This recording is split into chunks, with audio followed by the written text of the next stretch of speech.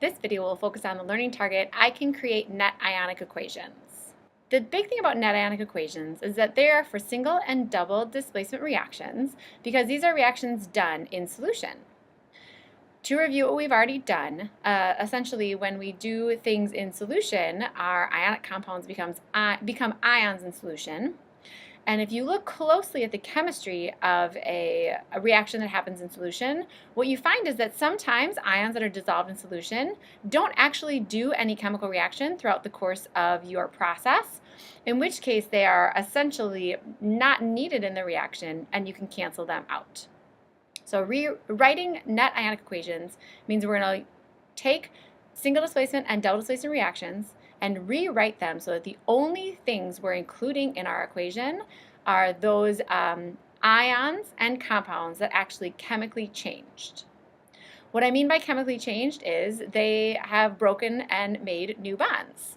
So if an ion in a double displacement or single displacement reaction is dissolved as a reactant and still dissolved as a product, essentially I don't have to write it in my chemical reaction for my net ionic equation, because it didn't chemically change. It is IMF'd with water, and it is still IMF'd with water in the end.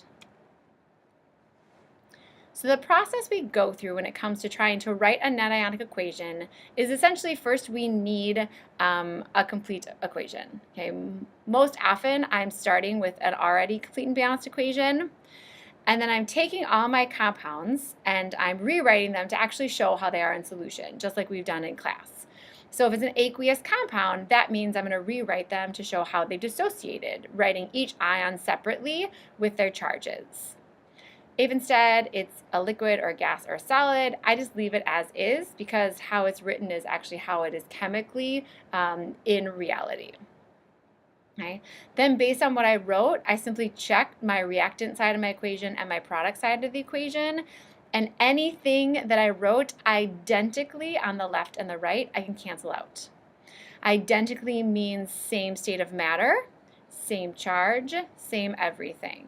So here's an example double displacement equation. This is an equation, complete and balanced, the way we've been doing them in class. This is not yet a net ionic equation.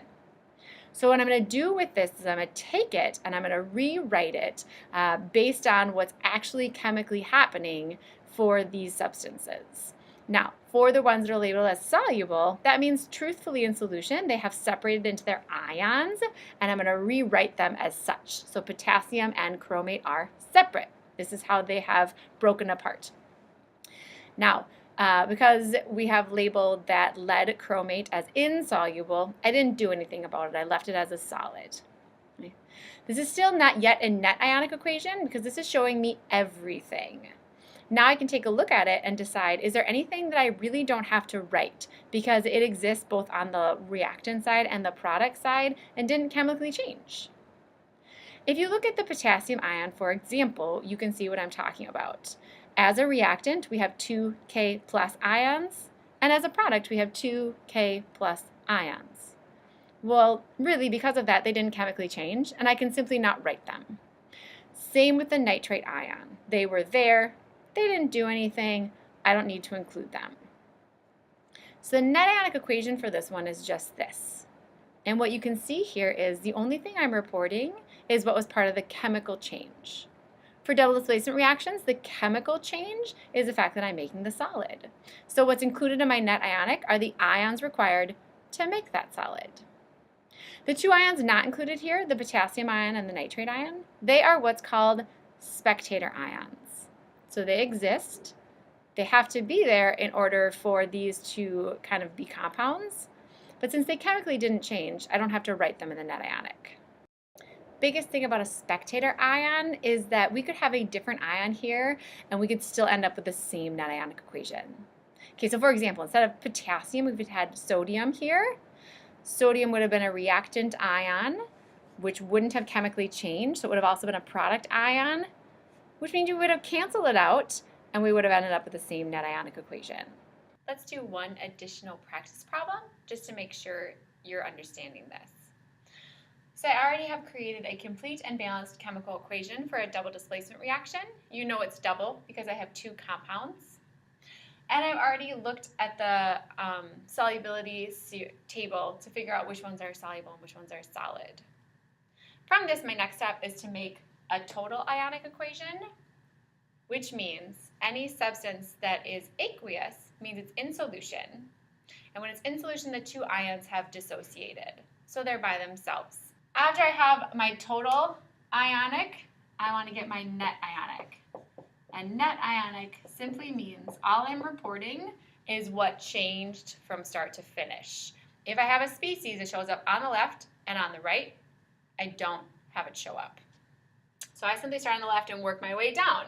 Barium plus 2, I look at my product. Do I have Ba plus 2 in my product? No, so that is part of my total ionic. And then I move up. 2NO3 with a -1 charge. I have 2NO3 with a -1 charge over there. So that is going to go away because it didn't undergo a chemical change. 2Na plus, I have 2Na plus in the product, so that will go away.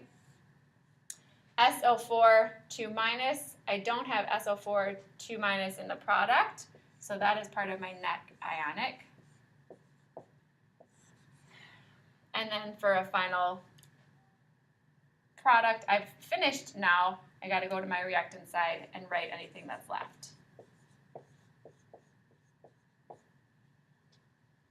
And that's the net ionic. On the test, I'll ask you just to complete and get to net. The total ionic is something that you can do as an intermediate step to make sure you get the problem right. Go ahead and do some practice on this and have a nice night.